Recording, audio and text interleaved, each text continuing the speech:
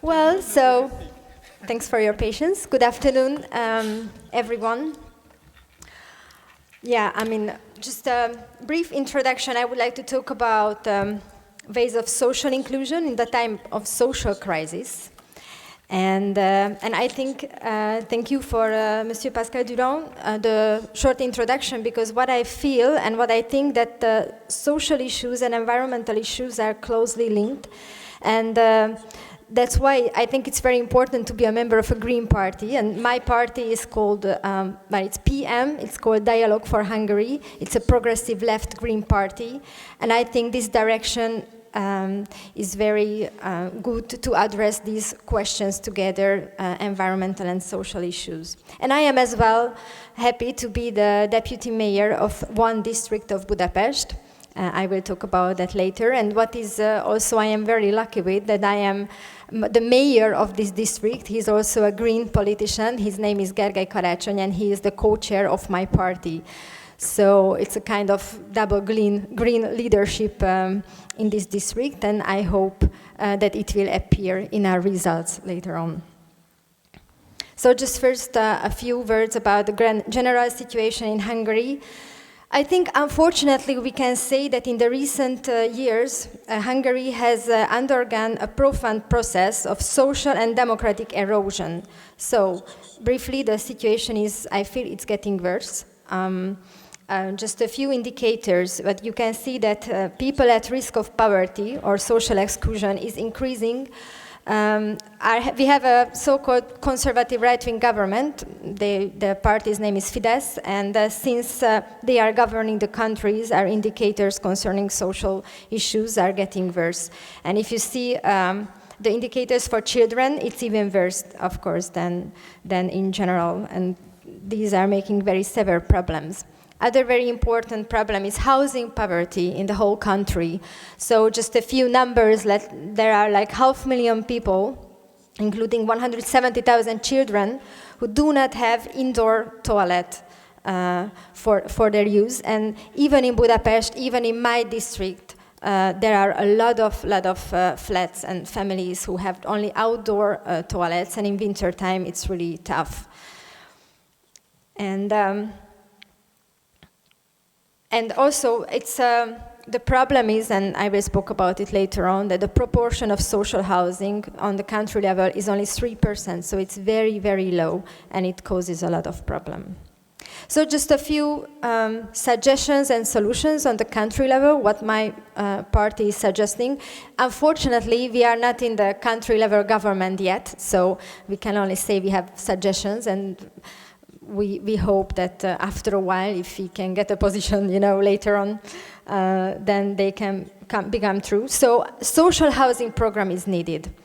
I won't get into too much details, maybe later on in the discussion. I think if we talk about social inclusion, first, what we have to provide people that they have enough food and they have a place to live. So we can make good programs of culture and community development and a lot of things. But until people are starving and until people don't have proper housing, then it's very difficult to involve them into anything. So what is needed, a state-supported residential building renovation program, because the houses or the public houses owned by local governments are in very, very bad conditions. And as well, a social housing agency for local governments can be a solution, which means that the local government rents apartments from private people, and then the local government gives it further to the people in need. And of course, there can be some support in the cost of apartments. So it's kind of housing agency, what the local government can do. Of course, we need to increase the resources of social transfers. And what is very important is basic income. So my party, Dialogue for Hungary, is for basic income. I think it can be a really good tool to improve the social situation. So let's talk about the district where I work in. It's called Zugló. If I say this word Zugló, because then it refers to the district where I live, is the 14th district of Budapest. As you can see, the green on the screen. It's quite a large one. There are approximately 125,000 inhabitants. And there are a lot of challenges we face, and I will talk about a few of them. There is a new social care system we had to establish because the government just this year made a big cut, a kind of austerity in social subsidies. So all the local governments had to make a new social system. And we have to finance it. So the government less and less wants to care about the poor people. Also, we have a stream, a creek, a small river, which is called the Rákos stream, and it should undergo a big renovation, revitalization program, and it's also a big challenge. How will we involve the people who live in the surrounding? I will talk about it with a few slides. And there is the issue of Városliget. I didn't include it into my slides because it's not really the topic of social inclusion, but I just wanted to mention that one of the biggest parks of Budapest belongs to our district, but unfortunately the government just simply took it, and now they want to develop huge museum buildings in the city park instead of the green. So it's a big challenge we face, but I just mention it because we don't really have tools, legal tools to do anything. I mean, now, just tomorrow, unfortunately I won't be there, but there will be a big demonstration against this plan of the government. So, a few words about the new social care system. We wanted to create something which can really manage somehow the poverty issues in the district. And because on the district level you cannot make a basic income, because of course you would need to influence the tax policies, and you can do it only on the country level. But on the district level we did a guaranteed minimum income, which means that we make a... So I mean, no one can have less than a certain amount of money, which is 26,000 forint. It's approximately 82 euros per month. That's a very, very small amount of money, I know, but still it helps to several people. So still a lot of people have it. So it means that if they have less than this amount, then we add it up until this level. The other subsidy we give is a housing benefit. It's a kind of support for costs regarding apartment, and it also helps to a lot of people. What we think that it's much easier to support someone to keep their flat and apartment than to deal with them after they lost it. So that's a very important part. Also, we have a debt management service. It means that when the people, if they need it, they have to cooperate. There's a so-called Family Aid Center. This is our institution. And what is important that already after 2 months they can apply for it. So we try to catch the debt when it's still quite small. That's easier.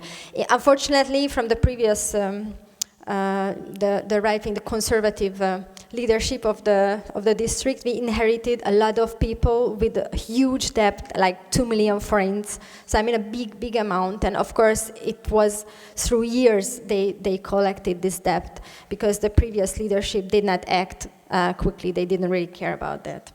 And also we have some measurements against child starvation. Unfortunately, still there are many children who just don't get enough food. And what we did, that in the school breaks, we try to provide them a warm meal, at least one per day, because those children who don't have enough income, whose parents don't have enough income, they get food for free during school time or in the kindergarten. But in the summer break or in the autumn break or winter break, unfortunately, they are still hungry. So this is the other thing we are working on. Yeah, community housing. I already spoke about that. Housing is a very, very serious issue. What we do now, we inherited a very, very bad condition flats. So really, you can imagine that, let's say 5 or 6 people live in a 25 square meter apartment, and the walls are moldy and wet, and so people unfortunately live in very bad conditions. So we try to do everything to improve the situation, but this is typically something not so quick. We cooperate with NGOs. There is a Hungarian NGO, the City is for All, and the international one, Habitat for Humanity, and we work together in this Housing First program. This is planned for the next year when homeless people get a small apartment. And also there is a second chance program, which means that families who are living at the moment in these temporary family houses, then they can get renovated small flats and start their new life. This is something, this social beauty salon. This is not a photo of the salon. This is because it's planned for the next year as well. But what I wanted to mention you that I think that's also a kind of tool of social inclusion, that those people, and it's mainly for women, of course, not only, who are unemployed for a longer time and then who go for a job interview. And if they don't really have income, many times for them it's already a problem to go to a hairdresser, or if they look into the mirror, they feel, you know, that they are just not, they don't have enough confidence. And what we try to help them, then who are participating in our job seekers program, then we provide them for free a hairdresser, a manicure, of course simple things, but you know, it's totally different to go to a job interview when you are confident enough and when you feel that, you know, you look properly. So this is also a service we try to help with. And I put this picture because that woman on the photo, she's a volunteer we are working with, and we are working this project together with her, and she's cutting the hair of the refugees who were in our train station, Keleti Pályaudvar in Budapest for weeks, and she went there and voluntarily she was making the hair of the refugees. There is another project I wanted to talk about, which was not made by us, I mean not made by the local government, but I think it's a very, very important thing. It's an integrated playground. This was initiated by a few parents of some disabled children, and in fact some of the parents live in Zugló, live in the district where I work, so also that's why it's also connected to us. And it was their initiative, and they made this kind of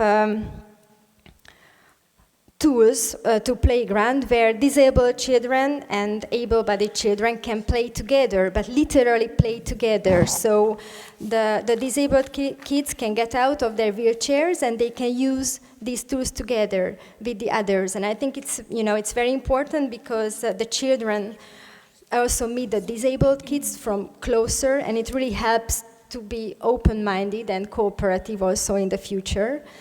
I am very happy because the first tool like this we will have on a playground in our district in the 8th of October. It will be ready by the 8th of October. So I think this is also a way that we would like to provide to those children in the district who are disabled, that they can use the playgrounds, really, not only just watching the other children playing. Yeah, and I mean, if you are interested in the project, there is the website written on the slide, and I think there are information as well in English, because I think this is something it can be useful for other countries as well. And it was a total civil initiative. Yeah, there is this stream I already mentioned. So what you have to know about that, it's quite long. It goes through 10 municipalities. The water quality is quite poor. And it's a potential green corridor. It could be a really great for sport, for leisure, for free time activities. But at the moment, it's just like a kind of channel. It's also a conflict zone because the people with dog and without dog are using it in a way that, you know, they always have conflicts. And yeah, so I mean, it needs a kind of a quick solution. Yeah, you can see it's just like an artificial water channel at the moment. So what we started to plan, and in fact, to be honest, it was already started by the previous leadership of the district, but they didn't really find a way to act. So what we are doing now is we are desperately looking for outside some financial support from projects or applications, because it needs a huge amount of money to do this.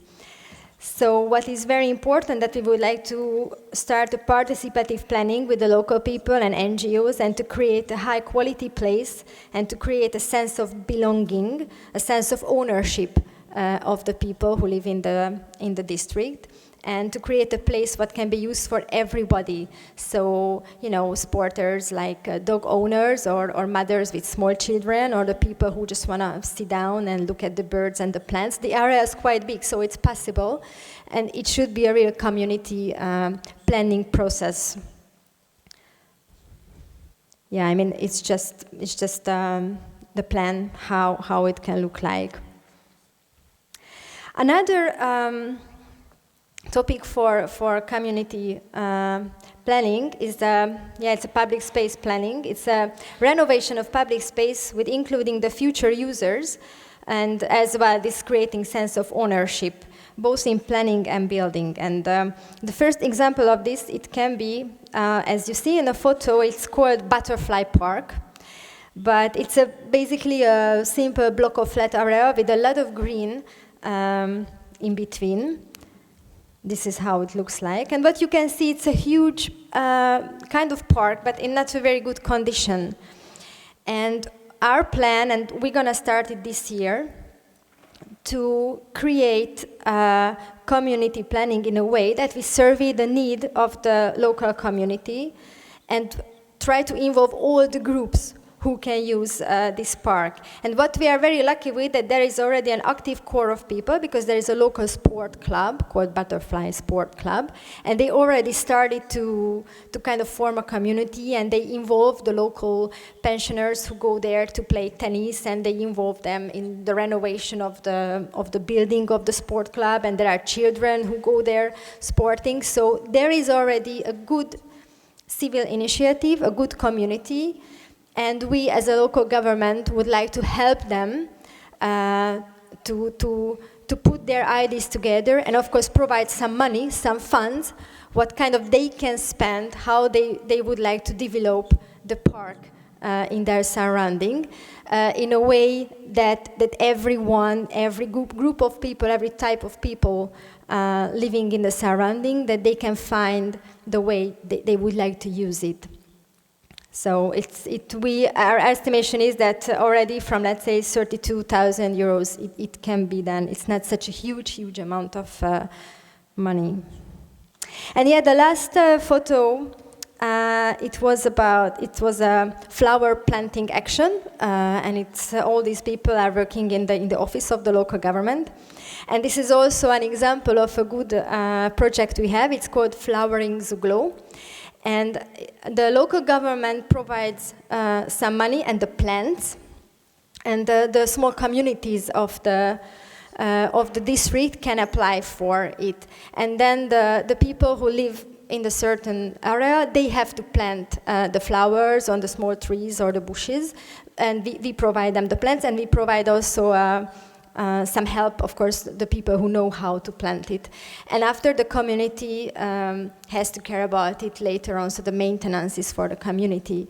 And I think it's a very successful program. I would say that this year at least 200 or 250 gardens have been made, and it's still going on until the end of October.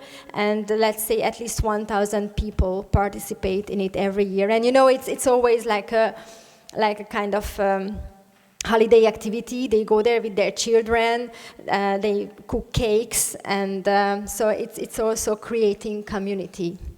So I think these are the main examples I could show you, that how the local government tries to help the people. And what is very important, that it's never only a top-down approach. So I think a local government needs to listen to the people and what they would like to do, and to help their initiative, but not doing it instead of them, but doing it with together the people. So this is what we try to do in the district of Zugló. Thank you.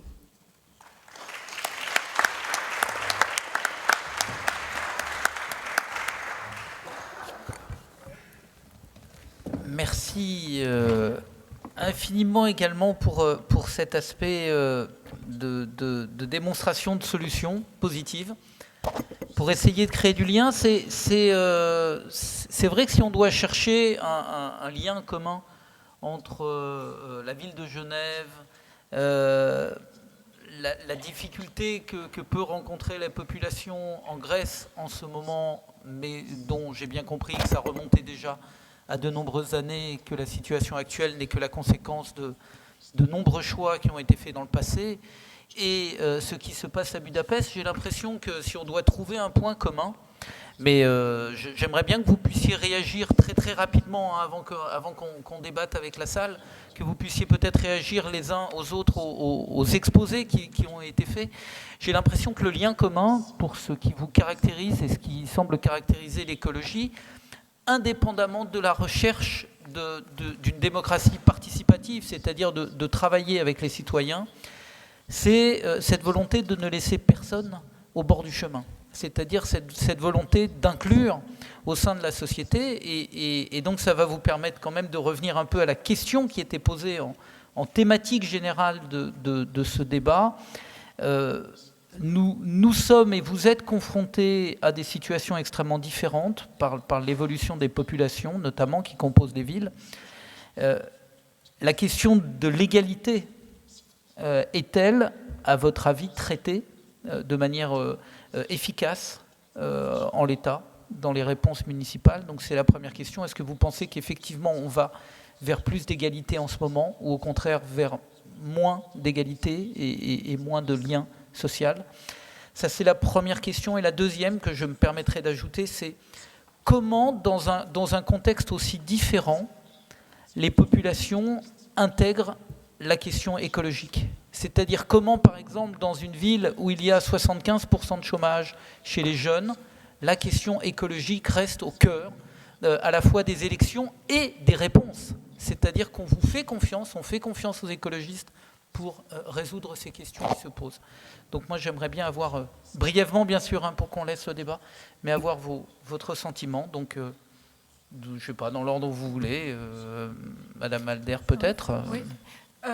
Oui, cher Pascal, chère Rebecca et Letteris, c'est vrai que nos villes divergent, hein, les conditions économiques sont parfois très difficiles, et c'est vrai qu'une ville suisse a peut-être pas les mêmes problématiques qu'à Budapest ou ailleurs, mais effectivement la question de la cohésion sociale, je crois qu'elle n'est jamais acquise. Nous devons toujours lutter pour la maintenir, pour la renforcer. Pascal, tu faisais référence à, si tu me permets de te tutoyer, à la question de l'égalité.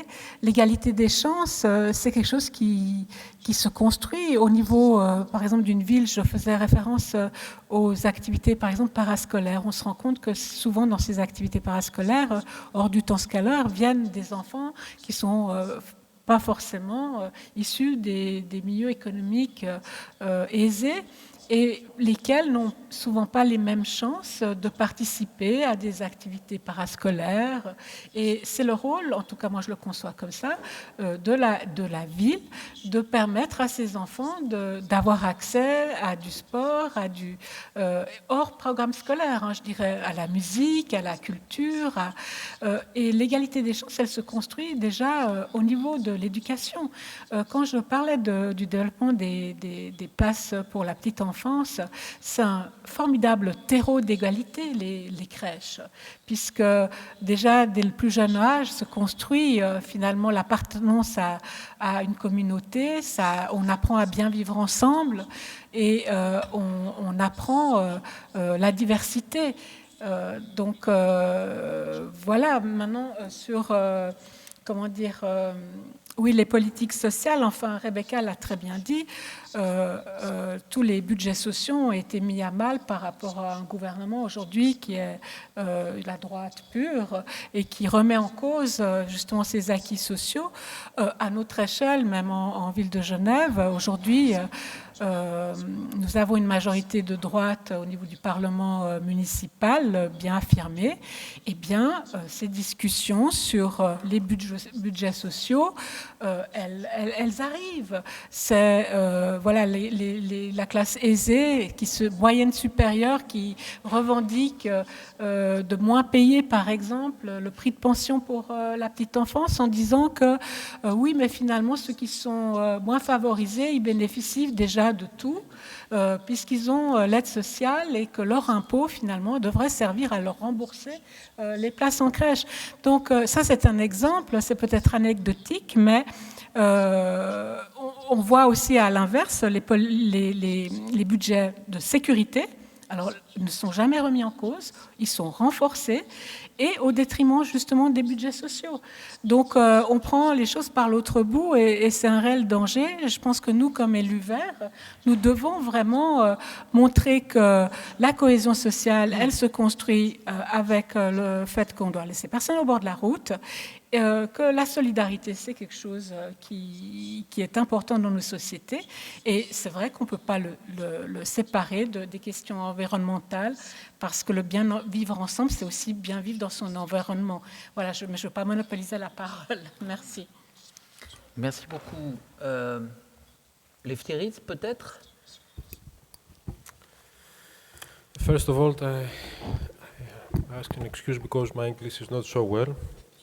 But I try to speak, to say some things, some thoughts. I thought in the environment and the ecological solutions are victims of the crisis.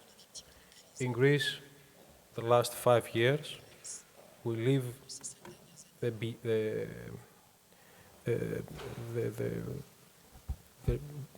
decrease of the ecological solutions. Because everyone says, oh, now the priorities are others, not the environment. But my opinion, from Kozani says, to overcome the crisis, it's necessary it's important, the ecological solutions. Because environment, social and economic crisis. At my area, before 10 years, 20 years, everybody says, we have works, we paid good. Today, we have 70% unemployment of youth. To the next generations will not have water because we destroy the water supplies, the water table. But I believe that totally. But it is difficult at this. I am the only mayor from Greens. The Green Party in Greece have problems. The environmental solutions have problems to provide in the people. But, okay. Merci beaucoup, c'est très clair et je pense qu'il est important de rappeler qu'effectivement il ne peut pas y avoir de solution sociale sur le long terme si on n'intègre pas à la fois un nouveau partage des ressources, c'est-à-dire qu'on arrête de considérer évidemment que les richesses vont continuer à s'accumuler et qu'on n'aura qu'à les répartir. On est maintenant dans un autre monde, celui d'un partage équitable de ressources qui sont en train de disparaître. Et effectivement, j'allais dire, c'est bien que cette conscience, cette prise de conscience puisse avoir lieu dans des environnements sociaux qui sont des environnements sociaux qui, au départ, n'étaient pas a priori ceux qui étaient le plus ouverts aux problématiques écologiques. Donc ça, c'est une bonne nouvelle. Dans un autre environnement qui est un environnement dramatique, je sais que là, je vais sortir de la thématique un tout petit peu des villes, mais pour dire que les conditions dans lesquelles la Hongrie actuellement est en train d'essayer de faire sauter tout ce qui a été mis en place comme valeur en Europe pour l'accueil des réfugiés, c'est-à-dire que le gouvernement de M. Orban est en train de détruire lentement mais sûrement ce qui s'est construit depuis des années pour essayer de faire de l'Europe un espace qui est un espace où on essaye d'être respectueux à la fois de l'état de droit et en même temps solidaire. Je dois dire que ça doit être extrêmement difficile de travailler en Hongrie dans les conditions actuelles, encore plus quand on y porte les valeurs qui sont les valeurs de l'écologie. Donc ça n'en rend que, je vais dire, plus méritoire l'action que vous menez à Budapest, même si j'imagine qu'elle ne doit pas être facile et que vous devez avoir de nombreux conflits qui doivent se mettre en œuvre.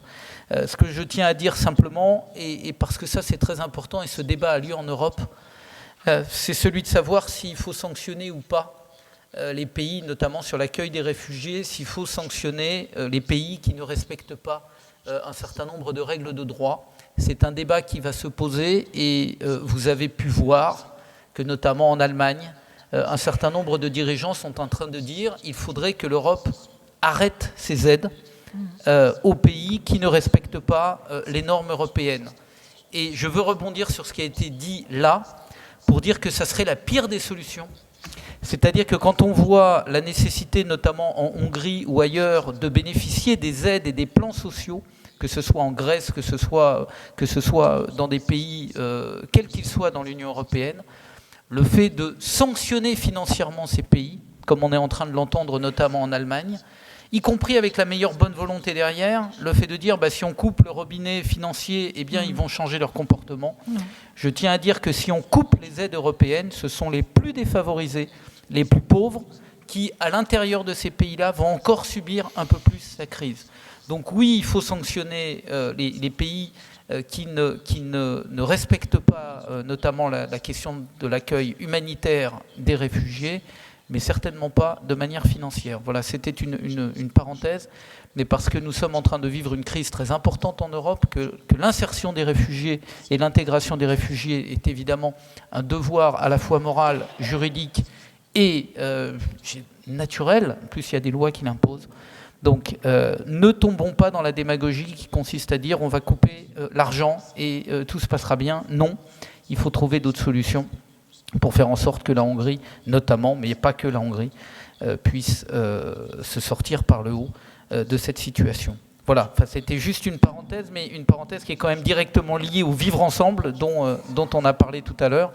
Et moi, je ne souhaite pas que demain, à Budapest, dans le 14e secteur ou ailleurs, on voit les subventions s'arrêter et les associations ne plus pouvoir vivre juste parce que le gouvernement de M. Orban est actuellement en train de porter des comportements honteux.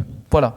Donc pardon de cette petite aparté, mais maintenant je veux bien avoir les commentaires de Rebecca sur les questions posées.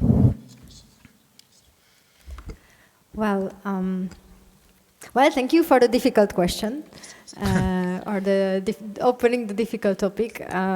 Just a few words. I mean, you are totally right. It's a very, very important topic, and it's really a serious crisis. And I'm sure that for months, weeks at least, everyone is every day is checking the news about the refugees. So, I mean, whatever topic you deal with, I think you just have to think about it as well.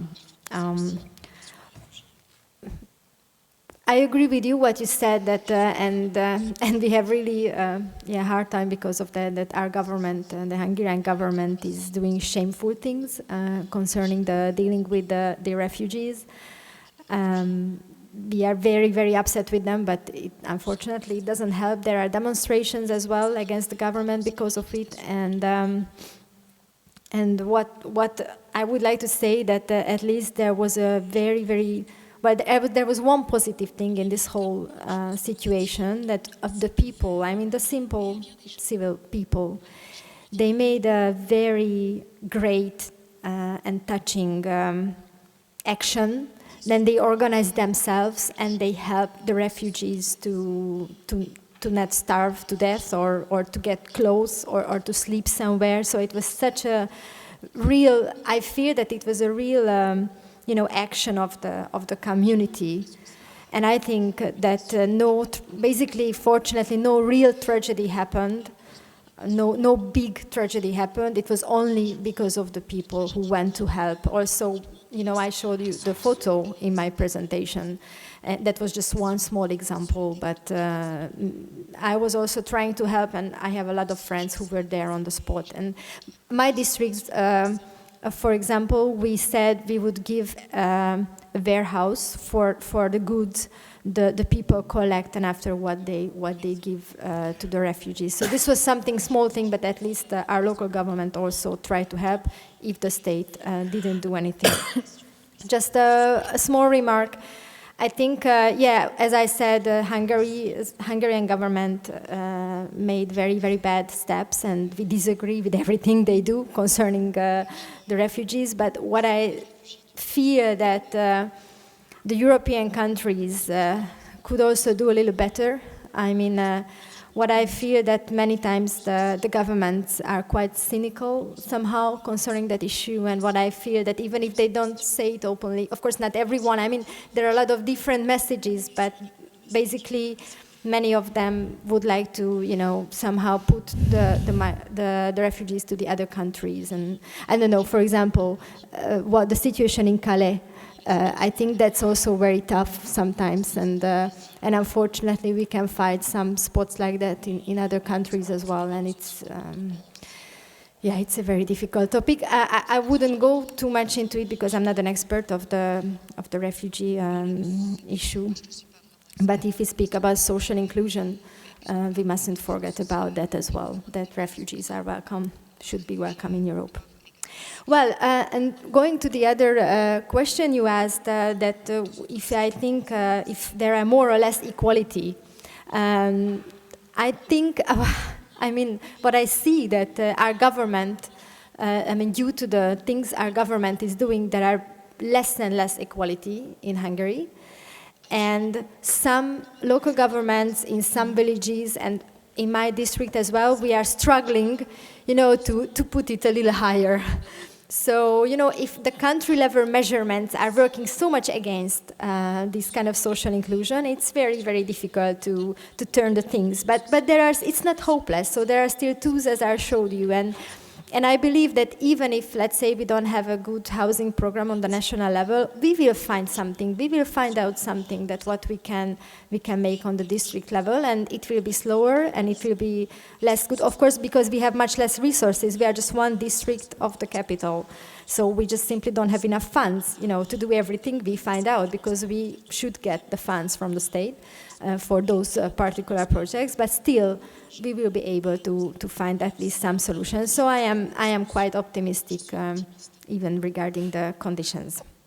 And the other question you said, that how can the population understand the ecological issues when the circumstances are so bad? Well, still, I think it works. For example, we started to make a compost program for composting, because it's not only in the villages, of course, that you can compost. At least in Hungary, the average view is that, composting is when you have a big house with a garden in the villages. And no, in the city, of course, if you have at least a very small garden, or if you have even in this block of flat area, you can put these places where you can collect your green waste, and after you can compost it. And so now the local government is providing free boxes for the people who live in the district for composting, and it's very successful. A lot of people are coming, and also in the kindergartens and in the institutions.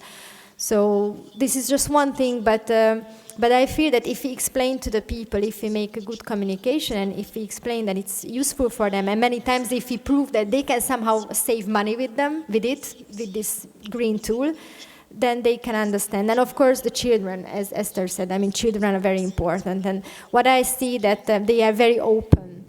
And if, so that's why environmental education is very important. And then I believe that these kind of solutions will have a bigger and bigger role in the society. Merci beaucoup. Eh bien, maintenant la parole est à vous, donc the floor is yours. Nous avons un micro, ou des micros, donc si vous souhaitez soit poser quelques questions, donc soit ajouter ou Alors, on va prendre peut-être 2 ou 3 remarques, questions. Et puis, on dispose de, en gros, encore une petite demi-heure, puisque nous avons démarré en retard. Donc, ça laisse le temps de pouvoir poser quelques questions. Donc, Monsieur, là. voilà, il y a une première question ici. Il y en avait donc une ici. Bon, ok, alors on va commencer.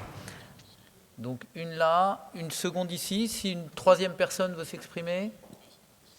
Non, bah alors on va donc... Hello, my name is Angelina and I'm from the Bulgarian Greens. My question is to the Hungarian representative. Thank you a lot for the interesting presentation. As I'm working on minority issues, I'm interested actually what's the profile of people who are most active in these community actions, and do minority groups feel free to, not feel free, but kind of feel welcome and are also active in participating in these actions? And if not, have you thought about tools as well to encourage them? And for any specific activities for them as well. Thank you. Thank you for the question, because I forgot to mention the minorities, so it's very good that you asked. Of course, well, there are, I don't know the exact number, but I think 8 or 9 so-called minority local governments. So they had elections just when we had elections, and they have their own so-called local government. And I mean, they have an office and they have a small budget, so they can do several programs. But of course, that's not enough. So we, as the majority government, you know, we also try to help them. For example, there was an event when all these minority groups could go, and they could show their culture and their food and all these things. So it was a kind of like a big festival, what they organized. But I think this is not enough. So, I mean, they all participate in the programs, but we don't have, you know, special knowledge or statistics about who is, for example, in the Flowering Zuglo program, I'm sure that all the minorities we have, they were there on one of the actions, but we don't have proper knowledge about it. And if we speak about minorities, I have to mention the Gypsies, because Gypsies are the larger minority group. And they also have their local government, and we very often try to talk to them and to try to develop a program together with them. But what I see that, so there are a lot of different groups of them, a lot of different communities, and they don't really have, sometimes they don't have good connections, or they don't really have an agreement on what they would like to do. And I think our role can be to facilitate the discussion and to try to help them to find out something together. But I wouldn't think it would be a good idea to tell them what to do, you know, to impose anything. So it's still going on, it's on the process. I really fear that there should be a good program what is addressing them better than now. But we wanted to make a kind of organic process, then they can find it out what they would like to have, and it's kind of on the way, still on the way now. Merci beaucoup. Une autre question? Bonjour, je suis Cyril Kretschmar, donc militant français écologiste, Europe Écologie Les Verts, élu municipal et régional en Rhône-Alpes. J'avais une question pour nos 3 intervenants, je suis là. Donc, au regard de l'enjeu de la transversalité entre l'économique, l'environnemental et le social, en caricaturant un petit peu vos propos, je m'en excuse, j'ai le sentiment qu'on était très environnemental du côté de la Grèce, très social du côté de la Suisse et très mixte du côté de la Hongrie. Comment faites-vous pour que du côté des partis, du côté des élus, du côté des agents publics, du côté de la société civile, il n'y ait pas de cloison entre ces 3 champs? On a des partis qui sont très sociaux, d'autres qui sont très environnementalistes, d'autres qui sont très économiques. C'est aussi pour les élus, c'est aussi pour la société civile. Et donc l'enjeu qui nous a été rappelé tout à l'heure par M. Brugman de productivité globale, donc d'articulation entre ces trois champs, est difficile à assurer pour ces différentes familles d'acteurs. Comment pouvez-vous travailler sur cette question de la transversalité? Merci.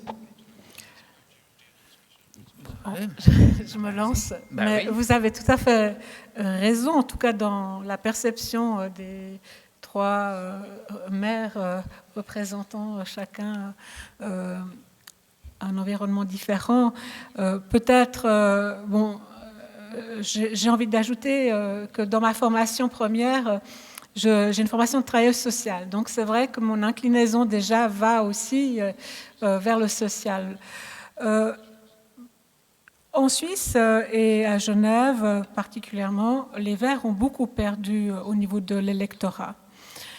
Une des raisons, d'après les analystes, et que je partage un peu, c'est que souvent leur message apparaît au niveau de la population comme un peu déconnecté de leur réalité.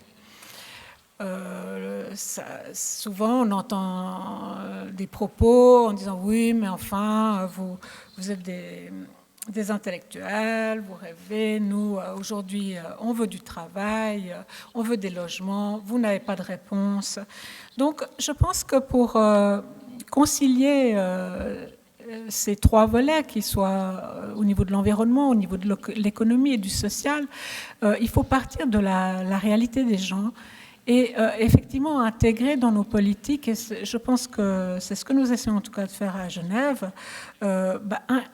inclure ces différents intérêts. On parlait par exemple, une des choses qui marche assez bien en ce moment, parce que c'est un enjeu important, c'est la question de l'alimentation. On a des sociétés qui sont, très riches, nous ne manquons de rien, pourtant nous mangeons mal. Nos enfants, et à Genève, une récente étude a montré qu'on a de plus en plus d'enfants qui souffrent d'embonpoint. Et du coup, on revient sur des choses, je dirais, des fondamentaux qui parlent à tout le monde. C'est bien manger, manger sainement, soutenir notre agriculture de proximité, nos paysans au niveau de la région. C'est favoriser les circuits courts. Peut-être ça n'a pas tellement de sens de manger de la mangue qui vient du Brésil avec tous les enjeux au niveau des gaz à effet de serre par rapport au voyage que les produits font. Donc, je crois qu'il faut arriver à articuler la réalité des personnes au quotidien avec ces enjeux. Et je pense que de plus en plus, avec les défis climatiques, qui maintenant, je veux dire, on est dans le mur, les gens le voient. Donc on passe plus peut-être pour comme par le passé, un peu des idéalistes ou des doux rêveurs. Eh bien, les Verts peuvent montrer justement que leurs actions, elles ont une répercussion directe sur la vie des gens. Et je pense que c'est très important parce que autrement, voilà, les gens ont on dit une expression qui dit le nez dans le guidon, mais ils ne voient pas au-delà de ça et qu'au fond, le bien-être, il se construit à différents niveaux, comme vous l'avez dit, économique, environnemental et social. Deux petites questions ou interventions.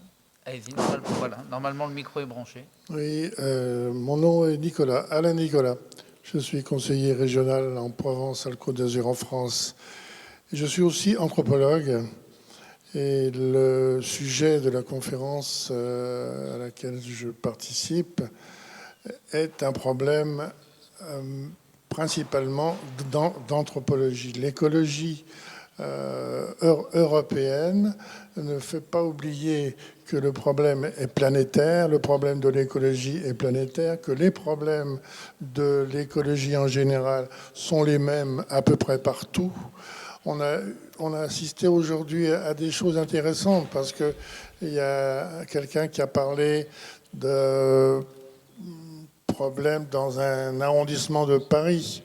Une autre personne qui a parlé de problèmes à Barcelone, dans une ville comme Barcelone. Une autre personne à Uppsala, en Suède.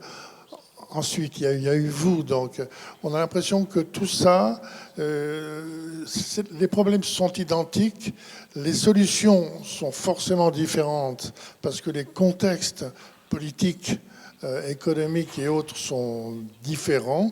Et surtout, quand on élargit, quand on fait un zoom arrière, qu'on se dit le problème de politique écologique est planétaire, on se dit, mais quand on voit l'Afrique, quand on voit l'Inde, quand on voit la Chine, quand on voit que plus de la moitié de la population de la planète a des problèmes identiques, mais des solutions totalement différentes, toutes vos interventions, que j'ai trouvées très intéressantes, ne me donnent pas une réponse, même une vision un petit peu globale que je demanderais en tant qu'anthropologue.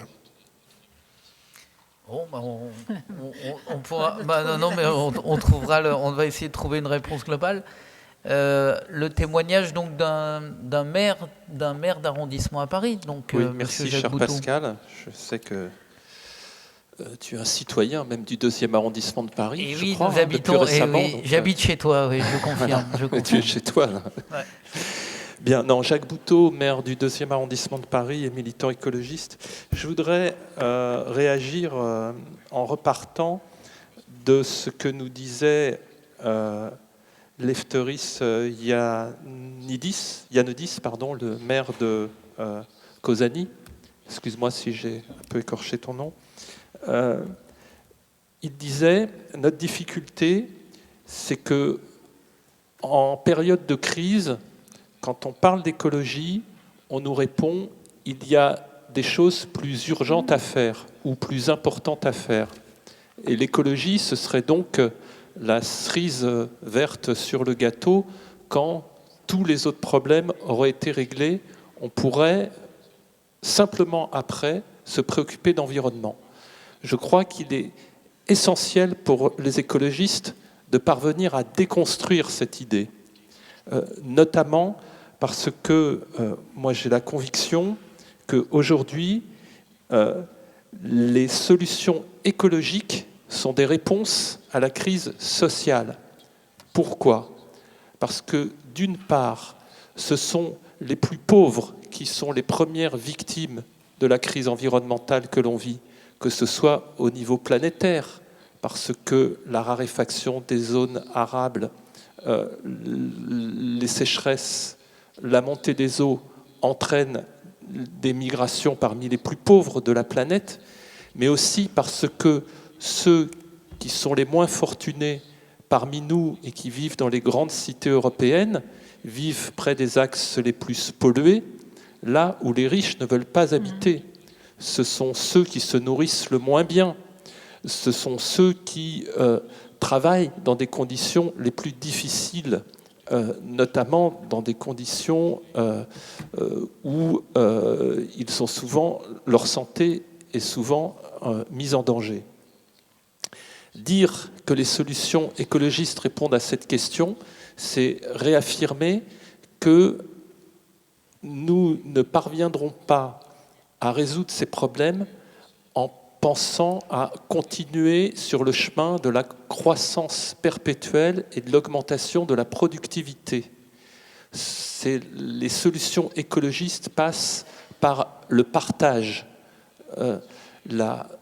notamment du temps de travail, par des consommations qui soient moins, des productions qui soient moins énergivores et des consommations qui soient plus utiles, plus de liens, moins de biens. Par exemple, isoler des logements parmi les populations les plus défavorisées permet de consommer moins d'énergie et donc de baisser le coût du logement. Développer les transports en commun pour tous dans les villes permet de se dispenser d'une voiture et d'accroître la mobilité de tous. Encourager la production de bio dans les cantines, l'introduction de l'agriculture biologique de l'alimentation biologique dans les restaurants scolaires, c'est faire en sorte que tous les enfants se nourrissent mieux et accèdent à une alimentation de qualité. Introduire des repas végétariens une fois par semaine au minimum dans les écoles, c'est contribuer à réduire les problèmes liés à la surconsommation de viande et de viande de mauvaise qualité, et donc aussi travailler sur la santé.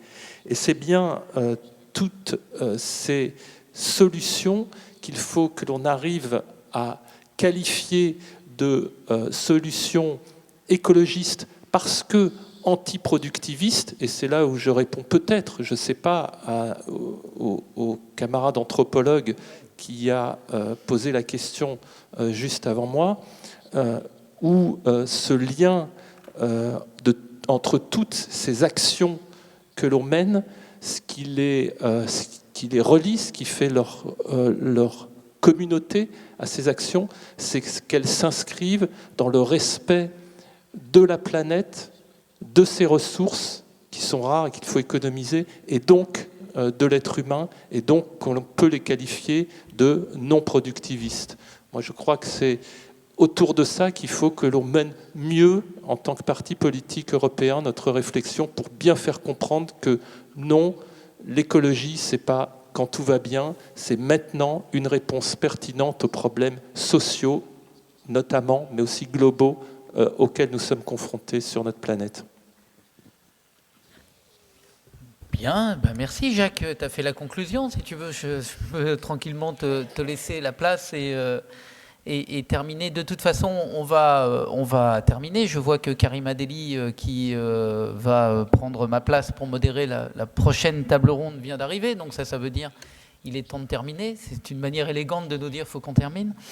Donc si quelqu'un d'autre veut s'exprimer, je lui donnerai volontiers la parole. Bon ben ok, voilà, puisqu'il nous reste encore 5 minutes. Donc of course. Hey, ok. No. Sorry.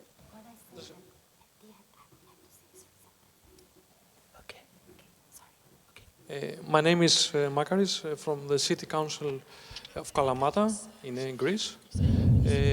I would like to ask Lefteris Ioannidis, what is your opinion about gold mines in Cassandra? There is a great conflict between gold mines owners and the environmentalists. What is your opinion about this? If you were a mayor of Aristoteles, what would be your priorities? Well, between environment, social and economic, we have a thread, totally. If we believe that we invest only to the economy, we don't understand what happened to the environment, the economic cost will be huge for the next generation. That happening in Cassandra. That happened in Kozani. That will happen if we don't act now about the climatic change. If we don't act now, it's easy to do nothing about the problem. It's very easy. But the heritage, it will be very, very difficult. For this reason, I believe, I don't believe that the mine of Cassandra, in Cassandra, is a good solution for the area. And it's important to vote to a new solution for the area, the agriculture, of course, the tourism, the sustainable tourism, of course. But it's difficult for us to convince for all that. It's very difficult in these times in Greece, of course, because everybody wants money now. it's difficult to convince that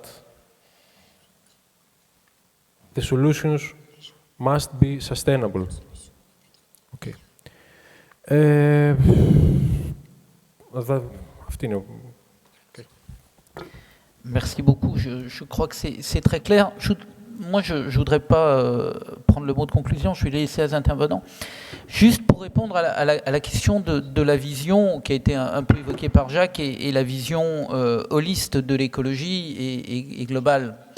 Je crois qu'il y a une volonté qui a été organisée autour de ces tables rondes, c'est d'essayer de trouver, si ce n'est les réponses vertes, à des situations de crise qui peuvent être sociales, environnementales et qui, évidemment, pour nous, en tant qu'écologistes, sont directement liées, c'est que se pose la problématique aussi des majorités. Et le fait qu'effectivement, on ne voit peut-être pas systématiquement un lien ou qu'il est difficile d'établir le lien, c'est tout simplement parce qu'il n'y a pas de politique écologiste seule, quasiment mise en œuvre, dans aucune ville, dans aucun gouvernement, dans aucune région à travers le monde. Nous sommes, et ça répond aussi un peu à la question de la problématique des régions, des villes, les écologistes sont des démocrates.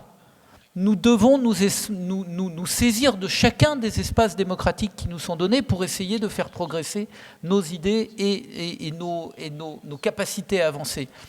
Et il est évident que dans une région où il y a 75% de chômage chez les jeunes et où on a vécu sur la mine, on va avoir des réponses pour un écologiste qui vont être difficiles dans un premier temps, parce qu'effectivement, il va avoir le temps des explications. C'est peut-être plus facile pour le maire de Paris, dans le 2e arrondissement, et il n'y a aucune polémique là-dessus, mais de développer les cantines bio dans un environnement qui est un environnement assez confortable, finalement, et globalement, même s'il y a des défavorisés, on a quand même un environnement favorable dans le centre de Paris. Et c'est vrai qu'on peut trouver là des réponses peut-être plus environnementales. Mais je crois que la volonté d'aujourd'hui, c'était aussi d'ouvrir les horizons, les espaces et la capacité qu'ont les écologistes à l'intérieur des villes de pouvoir porter leurs idées et de les faire avancer. Voilà, alors ça ne répond pas à votre préoccupation que je comprends parfaitement, mais c'est aussi une manière de montrer, alors le terme est un peu galvaudé, mais les bonnes pratiques, ou quelles sont les pratiques que l'on peut mettre en œuvre au quotidien à l'intérieur de villes quand tout ou partie de la municipalité est écologiste. Voilà, donc ça ne répond pas, mais ça ouvre peut-être d'autres champs et d'autres débats, bien sûr, sur une vision plus globale. Rebecca et Esther, quelques mots de conclusion. Lefteris également, hein, si tu veux ajouter quelque chose. Et comme ça, on termine et je vous laisserai les derniers mots. Alors, écoute, Esther, je crois que tu as bien résumé. Puis effectivement,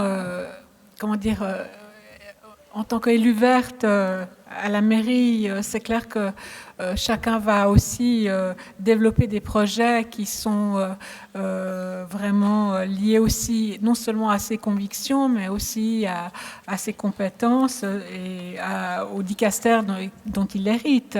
Maintenant, c'est clair que mes collègues au niveau du Parlement vont travailler sur évidemment la question énergétique, sur la question de la mobilité, on essaye maintenant de travailler. Quand on a parlé un peu de frugalité et puis d'arrêter avec cette consommation effrénée, on développe des marchés collaboratifs, des trocs, ou des échanges non marchands. On a introduit, c'est le milieu associatif, maintenant une monnaie du Léman, de la région. Donc il y a plein de choses qui se font et c'est vrai que le temps est un peu court pour en parler, mais je vois que au niveau des élus, en tout cas, mes deux collègues, on partage les mêmes valeurs, les mêmes convictions avec des réalités différentes. Et il faut être à la fois dans le ici et maintenant et puis en même temps anticiper sur le futur avec tous les enjeux que ça implique. Merci Esther. Rebecca. Merci. Yeah, I mean, they were very interesting additions. Thank you. And I think, and it's also, I was referring to what Esther said earlier, that I think to be a green politician is always kind of difficult. I mean, it's much more difficult than to be a populist politician, because populists can say what people want to hear. That's quite simple.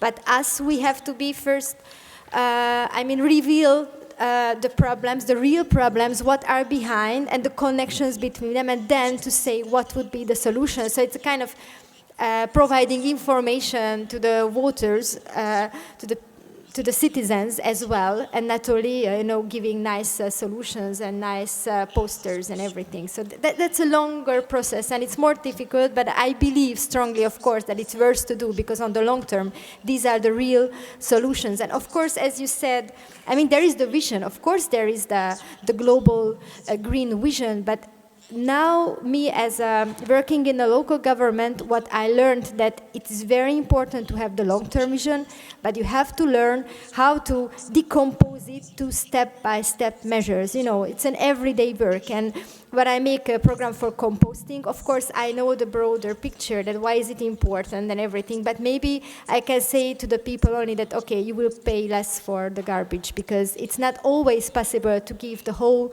picture every day to the people, but what is very important, that we shouldn't lose it. We shouldn't lose the long-term vision.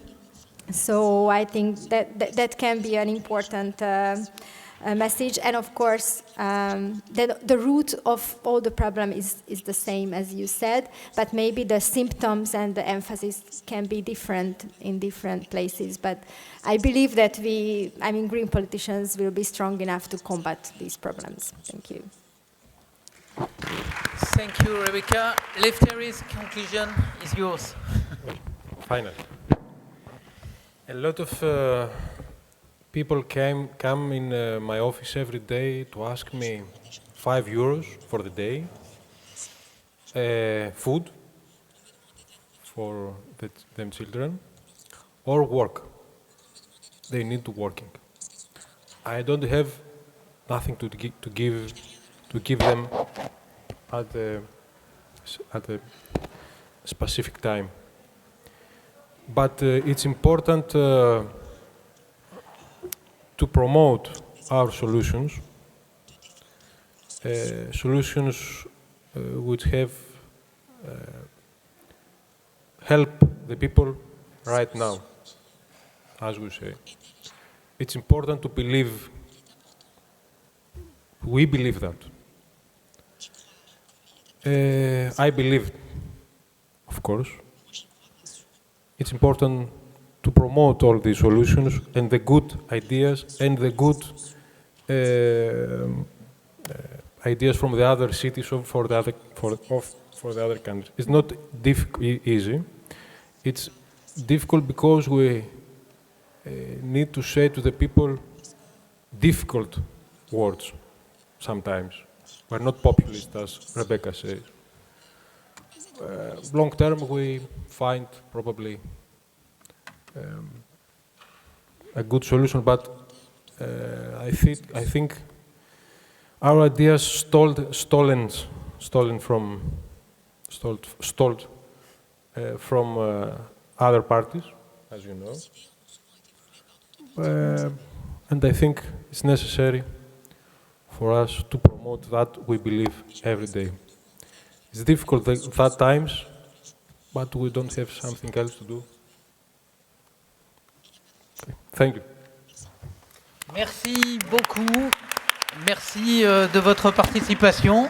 Et je laisse le plateau parce que je sens que... Voilà. Hein, non mais allez-y, je vous en prie.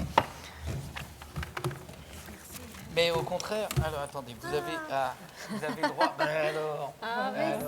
Voilà, un beau Merci cadeau. beaucoup. Merci. Hop. It's for you.